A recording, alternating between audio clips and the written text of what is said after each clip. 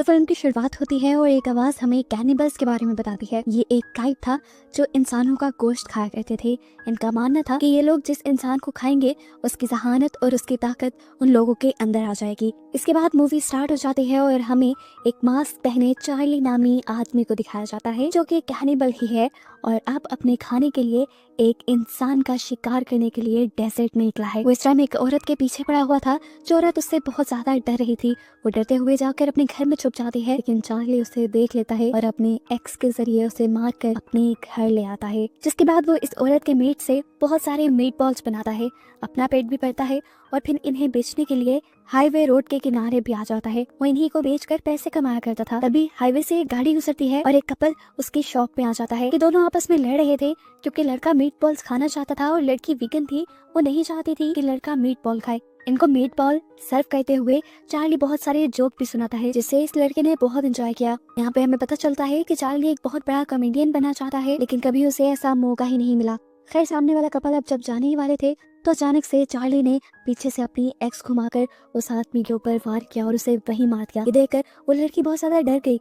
वो अपनी जान बचाने के लिए भागी और लकीली उसे सड़क पर एक गाड़ी भी मिल गई।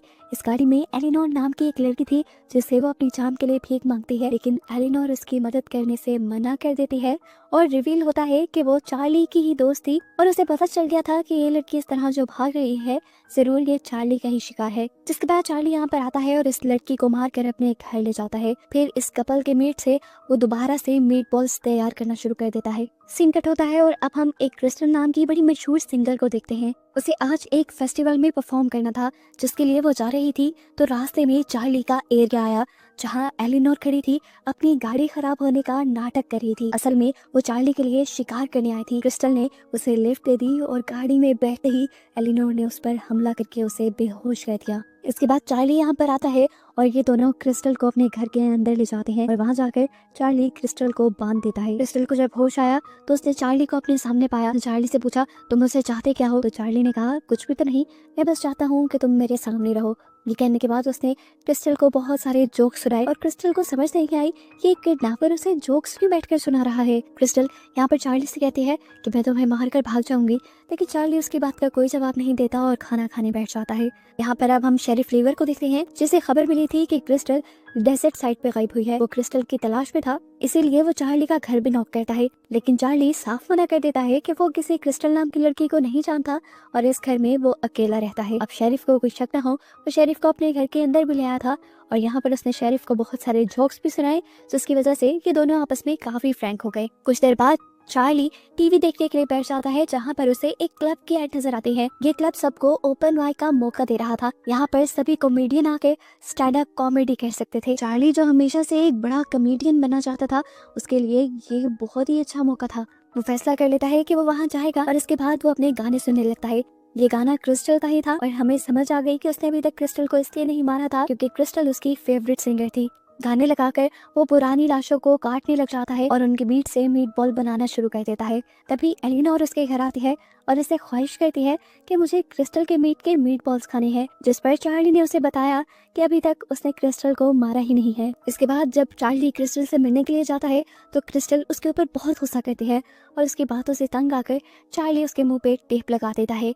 वो अब खाना खाने के लिए टीवी ऑन करता है, जहाँ न्यूज में क्रिस्टल के गायब होने की खबर चल रही थी। क्रिस्टल बहुत मशहूर जो थी और ये खबर सुनकर चार्ली बुरी तरह हंस रहा था, जैसे ये कोई बहुत बड़ा मजाक हो। अगले दिन हमें इसी डेजर्ट में दो आदमियों को दिखाया जाता है। वो दोनों शायद चोर थे और पहले कोई कीमती चीज इसी डेजर्ट में छुपा कर गए थे और आज ये लोग वो चीज वापस लेने आए, लेकिन बहुत खुदाई के बाद इन्हें अपना खजाना नहीं मिला। इन्हें सामने चार्ली का घर नजर आया और लगा कि जरूर इस घर में रहने वाले आदमी ने ही उनका सामान चुराया होगा। यहाँ हम देखते हैं कि सच में वो चीज चार्ली के पास ही थी। वो चीज क्या थी ये तो नहीं दिखाया जाता, लेकिन उस चीज को चार्ली देखकर कह रहा था कि ये सब तो इलीगल है। इतनी देर में वो दोनों आदमी भी चार्ली के घर के अंदर जाने के लिए बढ़ गए, जहाँ जाकर ये लोग क्रिस्टल को बंधा हुआ पाते हैं। उसे देखकर ये दोनों हंसने लगे, जबकि क्रिस्टल ने इन दोनों को वार्न किया कि यहाँ से भाग जाओ, लेकिन ये लोग जब उसकी नहीं सुनते तो यहाँ पर चार्ली आ जाता है और इन दोनों में से एक आदमी के ऊपर हमला करके उसे मार डालता है। दूसरा आदमी ये देखकर अपनी जान बचाने के लिए भागता है, लेकिन चार्ली भागते हुए बाहर आता है और उस पर भी हमला करके उसे भी मार डालता है। इसके बाद वो इन आदमियों की पॉकेट चेक करता है जहाँ से उसे उस क्लब का पोस्टर मिलता है जो स्टैंड अप कॉमेडी का मौका दे रहे थे और इसमें उस जगह का एड्रेस भी लिखा हुआ था। इसके बाद चार्ली अपने वॉशरूम में जाकर शीशे के आगे खड़ा हो जाता है और अपने आप को तसल्ली देने लगता है कि हाँ, मेरे जोक्स बहुत अच्छे हैं, लोग सुनेंगे तो बहुत एंजॉय करेंगे। जिसके बाद आखिर में वो अपने आप से कहता है, मैं क्यों खुद को झूठी तसल्ली दे रहा हूँ, मैं जानता हूँ ये सब बातें बकवास हैं और मैं ये सब नहीं कर सकता, मैं अभी इस सब के लिए तैयार ही नहीं हूँ। इसके बाद कुछ सोचते हुए चार्ली जाता है क्रिस्टल के पास और उससे पूछता है, क्या तुम मेरी कोई मदद कर सकती हो? क्रिस्टल भी हैरान हुई। उसने पूछा, कैसी मदद? चार्ली ने बोला, तुम एक आर्टिस्ट हो, इतनी सारी ऑडियंस को फेस करती हो, बताओ ऑडियंस को कैसे फेस करना है। जिस पर क्रिस्टल ने कहा, ये कुछ इतनी सोचने वाली बात ही नहीं, तुम्हें ऑडियंस के बारे में नहीं सोचना चाहिए, तुम्हें बस जाकर वहाँ पे परफॉर्म करना चाहिए। इंसान को जिंदगी में एक मर्तबा रिस्क लेना ही चाहिए। क्रिस्टल की बातों से उसे बहुत ज्यादा मोटिवेशन मिलती है और आखिर वो भी तैयार होकर फन क्लब के लिए निकल जाता है। शेरिफ और एलेनोर उसे उसके पहले शो के लिए गुड लक कहते हैं और वो फन क्लब पहुंच जाता है अपने अजीबो गरीब हुलिये के साथ। उसके कपड़े खून से सने हुए थे और उसकी बॉडी पे भी खून था। वो अपना हुलिया कैनिबल्स वाला बना कर आया था और उसने अपना नाम भी यहाँ पे कैनिबल कॉमेडियन के नाम से रजिस्टर करवाया था। उससे पहले यहाँ पर बहुत से लोग जोक्स लिख कर लाए थे, वो लोग अपनी परफॉर्मेंस देते हैं जिनको लोग काफी इंजॉय करते हैं। और उसके बाद फाइनली चार्ली की भी बारी आ जाती है। उसके जोक से सभी लोग बहुत ज्यादा इम्प्रेस हुए थे, सबने उसके जोक्स बहुत एंजॉय किए, यहाँ तक कि उससे पहला कॉमेडियन जिसने यहाँ पे परफॉर्म किया था वो भी उसके जोक से बहुत ज्यादा इम्प्रेस हुआ था और ये फन क्लब भी उसी का था। चार्ली से इम्प्रेस होकर वो उसे अगले हफ्ते के शो के लिए भी इन्वाइट कर लेता है। अब क्योंकि उसके जोक्स कैनिबल्स वाले थे तो उसने मजाक मजाक में कह दिया कि अगली मर्तबा तुम अपने साथ डेड बॉडी भी ले आना, और ये बात चार्ली ने सीरियस ले ली है। अब एक हफ्ते बाद का सीन दिखाया जाता है, वो सच में एक डेड बॉडी लेकर उस फन क्लब के लिए निकल चुका था। चार्ली को देखकर वो लड़का कहता है, अरे वाह, तुम तो सच में एक डेड बॉडी ले आए, मैंने तो बस वो मजाक में कहा था। इन सबको अभी भी लग रहा था कि ये डेड बॉडी नकली है और सिर्फ उसके शो का पार्ट है। कोई ये नहीं जानता था कि ये असली डेड बॉडी है। इस डेड बॉडी ने चार्ली के शो को 4 चांद लगा दिए थे, उसके शो में जैसे जान डाल दी थी। उसके जोक्स अब बिल्कुल लाइवली महसूस हो रहे थे, जिनको ऑडियंस पहले से भी ज्यादा एंजॉय कर रही थी। इस शो के बाद तो वो कैनिबल कॉमेडियन के नाम से बहुत ज्यादा मशहूर हो जाता है। आज के इस इवेंट के बाद तो वो बहुत ज्यादा खुश था। वो घर आया तो उसने आते ही क्रिस्टल को भी खोल दिया क्योंकि वो बहुत खुश था।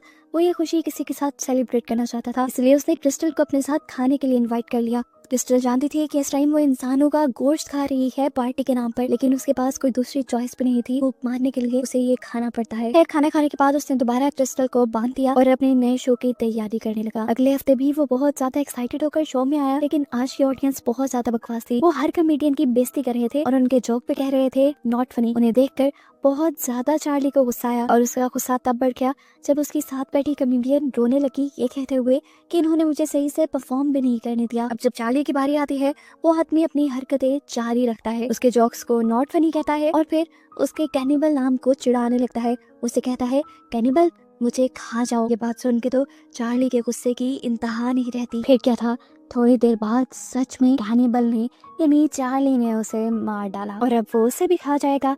उसको खाने के बाद दोबारा चार्ली अपने नए शो की तैयारी करने लग जाता है। वो बहुत अच्छी स्क्रिप्ट लिखता है जो अगले हफ्ते पहले की तरह हिट हो जाती है। शो के बाद चार्ली बैठा हुआ था, तभी यहाँ का ओनर उसके पास आ गया और उसने चार्ली का स्किन वाला मास्क देख लिया, जिसे देखकर वो डर गया। उसने चार्ली से पूछा, ये क्या है? तो चार्ली ने उसे झूठ बोल दिया कि ये नकली है और इसे मैंने खुद बनाया है। अब सब लोगों का चार्ली में इंटरेस्ट बनने लगा था। वो भी चार्ली से चार्ली के बारे में पूछने लगा, जैसा कि वो कहाँ से है, कहाँ रहता है। तो चार्ली ने बता दिया कि वो डेजर्ट रोड पे रहता है। ये सुनकर उसने कहा, अच्छा बुरा मत बनाना, वैसे मैंने सुना है कि वहाँ पर कैनिबल्स रहते हैं। खैर, इस बात को नॉर्मलाइज करने के लिए वो चार्ली से पूछता है, तुम ये कैनिबल्स वाले जोक लाते कहाँ से हो? जिस पर चार्ली ने कहा, मुझे बनाने की जरूरत नहीं पड़ती क्योंकि मैं खुद कैनिबल्स वाली लाइफ जीता हूँ। ये सुनकर वो हंसने लग जाता है और चार्ली से कहता है, यार तुम भी कमाल के हो। वो अभी चार्ली की कैनिबल वाली बातों को सीरियस नहीं ले रहा था, उसे लग रहा था कि चार्ली अभी भी मजाक ही कर रहा है। खैर, अब जितना लोग चार्ली को पसंद करने लगे थे वो उससे थोड़ा जेलस भी होने लगा था क्योंकि वो खुद एक कॉमेडियन था और उसने अपना ये फन क्लब बनाया था, लेकिन यहाँ पर अब उससे ज्यादा लोग चार्ली को पसंद करने लगे थे। अगले दिन हमें चार्ली को घर पे दिखाया जाता है जहाँ पे उसके पास एलेनोर आती है और उससे पूछती है, तुम आजकल मीटबॉल सेल क्यों नहीं कर रहे? जिस पर चार्ली बताता है कि मैंने ये काम छोड़ दिया है, मैं वो काम मजबूरी में करता था, लेकिन अब मैं क्योंकि कॉमेडियन बन गया हूँ तो मुझे इस काम की जरूरत ही नहीं। खैर, अगले हफ्ते जब चार्ली फन क्लब में जाता है तो उसे पता चलता है कि सारे शो पहले से ही बुक हो चुके हैं और उसके लिए कोई सीट नहीं थी। ये देखकर वो बहुत ज्यादा परेशान हो गया। ये उसके साथ एक मर्तबा नहीं होता बल्कि कई मर्तबा होता है कि जब भी वो परफॉर्म करने आता है तो सीट्स पहले ही बुक हो चुकी होती हैं। इस चीज से वो इतना परेशान था। शेरिफ जब उसके घर आया मीट बॉल्स खाने के लिए तो उसने भी अपनी यही परेशानी बताई। तो शरीफ ने कहा कोई बात नहीं, तुम्हें शो मिल जाएंगे, तुम्हें शो तुम्हारे जोक्स की वजह से मिलते हैं जो बहुत अच्छे हैं, मुझे तो हर मर्तबा हंसी आती है। खैर वो अगले दिन फन क्लब आता है और ऑनर से फाइनली ये पूछ ही रहता है कि तुम मुझे शो दे क्यों नहीं रहे। और ऑनर भी उसे सच बता देता है कि तुम्हारे कैनिवल वाले जोक बहुत ज्यादा पुराने हो गए हैं, लोग अब उन्हें पसंद नहीं करते, इसलिए तुम्हारी सीट हमेशा किसी और को मिल जाती है। ये बातें सुनकर उसको बहुत ज्यादा गुस्सा आ गया था।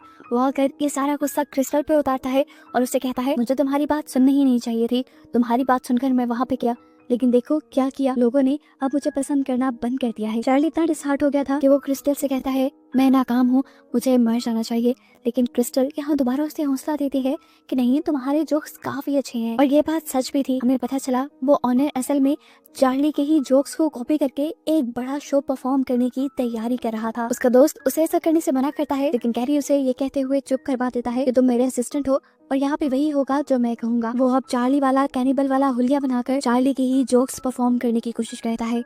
हम देखते हैं कि आज के शो में शेरिफ भी आया हुआ था, जो उस लड़के को देखकर पहचान जाता है कि उसने चार्ली वाला हुलिया बनाया है और वो चार्ली के ही जोक सुना रहा है, क्योंकि ये सारे जोक चार्ली पहले उसे सुना चुका था। इसी चीज की खबर उसने जल्दी से फोन करके चार्ली को दे दी। ये बात सुनकर अब चार्ली के भी गुस्से की दहा नहीं रहती। वो लड़का अब अपने इस बड़े सी शो के लिए एक एड भी रिकॉर्ड करने लग जाता है। पता चलता है कि वो अपना ग्रैंड शो भी प्लान कर रहा था, कहीं और नहीं बल्कि डेजर्ट रोड पे, जो कैनिबल रोड के नाम से भी मशहूर था, यानी चार्ली के घर के आसपास। अब चार्ली तो हुआ गुस्से से पागल, बदले की आग उसमें जल गई और वो अपना बदला कैसे लेता है ये भी हम देख चुके हैं। रात में वो लड़का जैसे ही अपने क्लब से बाहर निकलता है अपने घर जाने के लिए, तो चार्ली उसके पीछे पड़ जाता है, एकदम से उसके ऊपर हमला करता है और उसके पांव जख्मी करते हुए उसे पकड़कर घर ले आता है। चार्ली का घर देखकर ये आदमी हैरान परेशान रह जाता है, क्योंकि वहाँ पे डेड बॉडीज रखी हुई थी। उसने चार्ली से कहा मैं तो तुम्हारी बातों को सीरियस लेता ही नहीं था, लेकिन तुम तो सच में एक कैनिबल निकले। वो अब चार्ली से अपनी जान की भीख मांगने लगता है और कहता है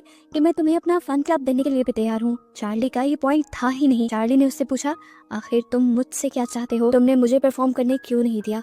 तो उसने बताया कि मैं एक बहुत मशहूर कॉमेडियन था, लेकिन तुम्हारे आने के बाद से लोगों ने मेरे शो देखना बंद कर दिया, इसीलिए मैंने तुम्हारा आइडिया चुराने का फैसला किया और तुम्हारे कैनिबल जोक्स को कॉपी करने का डिसाइड किया, जिससे मुझे अच्छी कवरेज मिलती और मेरी रेपुटेशन अच्छी हो जाती। तुम्हें तो ज्यादा लोग जानते भी नहीं, कोई मुझ पर कॉपी करने का इल्जाम भी ना लगाता। चार्ली अभी परेशानी बैठा था कि पीछे से हमें दिखाया गया कि क्रिस्टल ने अपने आप को छुड़वा लिया और मौका देखते ही चार्ली के ऊपर हमला करके वो यहाँ से भाग गई। यहाँ से जाने से पहले उसने बहुत सी चीजें रिकॉर्ड की हुई थी एक टेप में, जो फिर थोड़ी देर बाद चार्ली ने सुनी। क्रिस्टल ने कहा था मैंने कहा था ना कि मैं तुम्हें मारकर भाग जाऊंगी, देखो मैं भाग गई। हम देखते हैं कि क्रिस्टल वहीं पर आई थी जहाँ पर चार्ली जोक्स परफॉर्म करता था और अब वो जोक परफॉर्म करने लगी थी। ऐसा भी मुमकिन था कि क्रिस्टल भी एक कैनिबल हो। इसी शो को देखने के लिए यहाँ एलिनोर भी आई हुई थी और चार्ली के घर पे हम देखते हैं कि शेरिफ भी आ गया था, जिससे वो लड़का अपनी जान की भीख मांगता है, लेकिन शेरिफ उसकी मदद नहीं करता, यानी वो भी चार्ली का साथ देता है। वो वीकेंड पे चार्ली उस आदमी को मार देता है